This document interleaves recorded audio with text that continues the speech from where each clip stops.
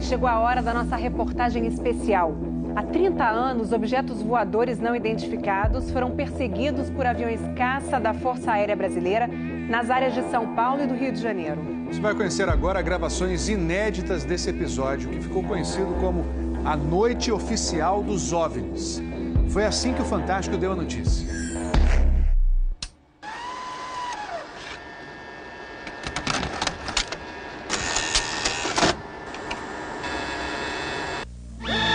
Esta semana, altas autoridades militares do Brasil admitiram publicamente pela primeira vez ter visto objetos voadores não identificados, os OVNIs.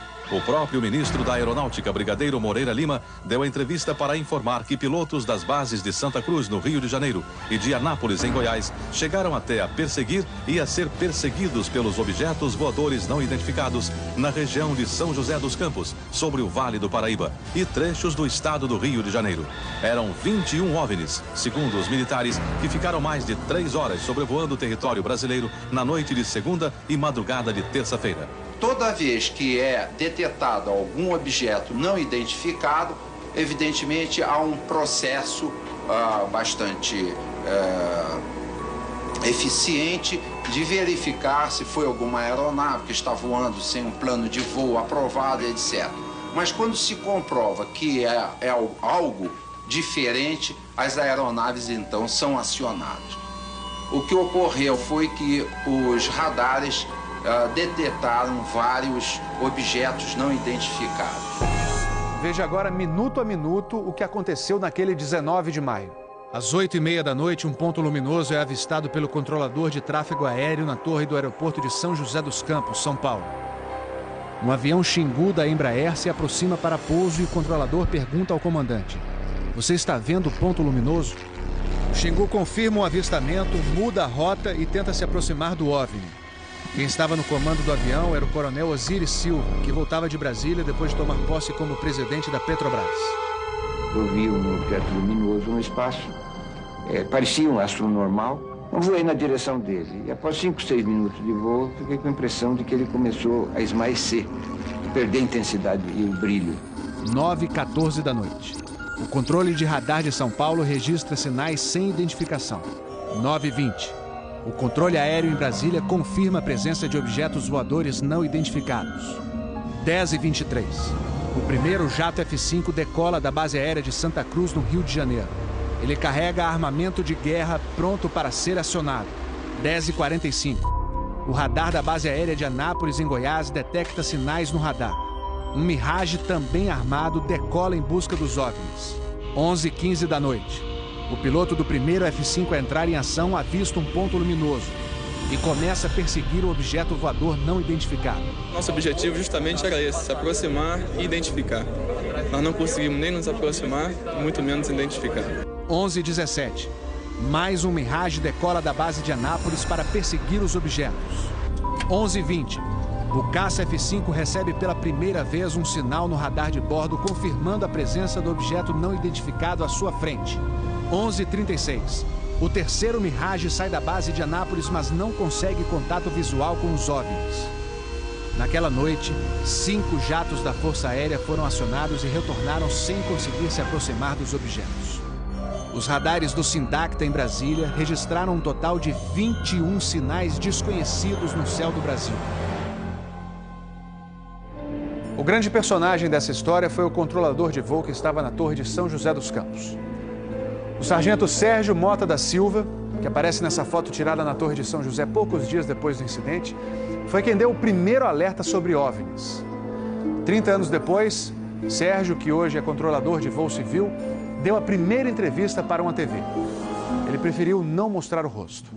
Tem alguma coisa aqui no setor noroeste de São José? Um farolzinho por lá? Eu estou olhando bem, o bicho está parado. Não sobe nem desce, nem vai para a esquerda nem para a direita. Está paradinho lá. Estou olhando, não é estrela não. É um farol. A olho nu parecia um avião. Quando coloquei no binóculo para observar, é que eu vi que ele era extremamente cintilante, multicolorido. Tinha vermelho, azul, branco, lilás, um monte de cores, com uma certa predominância do laranja, mas ele era muito bonito. O controlador pediu ao avião Xingu para tentar avistar o objeto.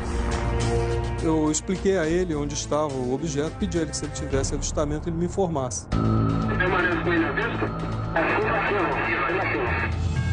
Assim, vamos a ponta vista. Esse bem visível, poderia descrevê-lo? É uma estrela grande. Estrela grande e bem vermelha. Entendido, grande e bem vermelha. Controle de São Paulo será alertado. O controlador em São José dos Campos avisa ao controle São Paulo que o Xingu está perseguindo o OVNI. Positivo. Ele está perseguindo o troço. Está perseguindo o troço? Tá indo atrás. Sério, tá indo. Controle. Tá vendo? Próximo de São Paulo, já da região do radar, esse objeto simplesmente desapareceu do radar. O Xingu também perdeu contato visual com ele. O avião Xingu abandonou a perseguição e pousou em São José dos Campos. Pouco depois, o controlador da Torre de São José alertou o controle São Paulo. Outros OVNIs estavam aparecendo no céu. Estou vendo 3 agora. São 3 luzes. Mas parecem estrelas. Mas o radar não pega estrelas. O que é isso? Você observa alguma mudança de cor, alguma coisa? Hoje inteiro. Aí movimento, né?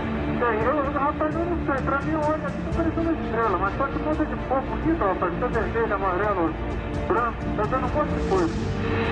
Pô, tão barato isso aqui. Deve ter uns cards por aqui já pelas fotos que eu tô fazendo aqui. Ainda bem que vocês estão vendo também. Senão eu ia pensar que eu tô ficando doido. Pô, rapaz, tô arrepiado, meu irmão. Só 2 pontos brancos afastados mais baixos. Estão entrando no alinhamento da pista, além da cidade. Tem 2 altos aqui no alinhamento da pista e tem mais uns 2 ou 3 embaixo, do outro baixo agora. Continuam se movimentando. Coisa linda, meu irmão. Pô, tá ficando bom esse negócio, viu? Tá ficando bom, né? O controlador Sérgio Mota da Silva faz uma revelação surpreendente. Ele tentou fazer contato com os OVNIs usando as luzes de balizamento da pista de pouso. Se eu aumentava o brilho do balizamento das luzes do balizamento, aliás, eles se afastavam. E se eu diminuía a intensidade das luzes do balizamento, eles se aproximavam. Pareciam responder de modo inteligente aos sinais que eu fazia com as luzes da pista de pouso e decolagem. O controlador Sérgio fala com o controle aéreo em Brasília. Fala, Brasília. Brasília? Boa noite, bem-vindo ao Festival dos Discos Voadores. É uma loucura isso aqui, cara. Pô, os que eu pude ver mudavam de cor o tempo todo. Vermelho, amarelo, azul, lilás, aquele festival de cores. As ocorrências terminaram já perto do nascer do dia, lá pelas 4 e pouco, 5 horas da manhã. Os últimos objetos foram vistos. Como é que tá a situação aí? Pô, rapaz, isso aqui foi um festival. E agora, como é que tá? Agora não sei o que ver mais não. Você não informa nada. Positivo. Mas você não viu nada, não está nada. Positivo. O Fantástico também teve acesso às gravações das conversas entre os pilotos e a defesa aérea. Um desses pilotos era o capitão Armindo de Souza Viriato. Veja agora como foi que ele perseguiu um OVNI, com armamento pronto para ser usado. Eu tenho contato. Confirma? Estou em contato. Prossiga nesse contato, caçador. 7. Caçador passando a Rojão. 7. Caçador passando a Rojão. No código dos pilotos, isso quer dizer que o caçador, o avião caça, entrou na situação Rojão. O míssil está pronto para disparar. Prossiga nesse contato. Bom, tem Judite agora. 7. Judite significa que o alvo está no radar. Ou seja, o piloto pode atirar se for autorizado pela defesa aérea. Mas neste momento, o alvo se afasta em alta velocidade. Está aumentando. Aumentando a distância, confirma. Afirmativo. A distância está aumentando de novo aqui. 7. Aumentando rápido, né? Comportamento muito estranho, ok? O capitão Viriato falou sobre a incrível velocidade dos OVNIs numa entrevista ao Fantástico. Essa aceleração, o radar de Brasília chegou a pegar na época de defesa aérea, deu aproximadamente Mach 15. Isso aí daria em torno de 15 mil km por hora. 15.000 quilômetros por hora é uma velocidade muito acima dos jatos mais rápidos do mundo, que chegam no máximo a 4.000 quilômetros por hora. Um documento confidencial do Comando de Defesa Aérea de junho de 1986 concluiu: os objetos produziram ecos nos radares do sistema de defesa e também nos jatos que perseguiram os OVNIs. Houve contato visual dos pilotos. Os objetos atingiram velocidades supersônicas e mostraram capacidade de acelerar e desacelerar de modo brusco. E a principal conclusão do relatório: os fenômenos são sólidos e refletem inteligência, pela capacidade de acompanhar e manter distância dos observadores, como também voar informação. Não foi possível identificar a origem dos objetos. Foram esses dois ufólogos, pesquisadores de OVNIs, que conseguiram no Arquivo Nacional em Brasília a liberação gratuita dessas gravações. O fenômeno OVNI é real, existe, e o governo sabe disso, as Forças Armadas sabem disso. Essa documentação sendo exposta para o público permite que as pessoas entendam que isso não é brincadeira. Não tem como a gente falar que seriam naves extraterrestres, né?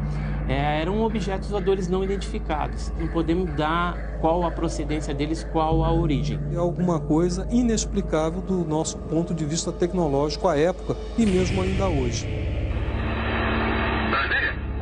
Boa noite, bem-vindo ao Festival dos Discos Voadores.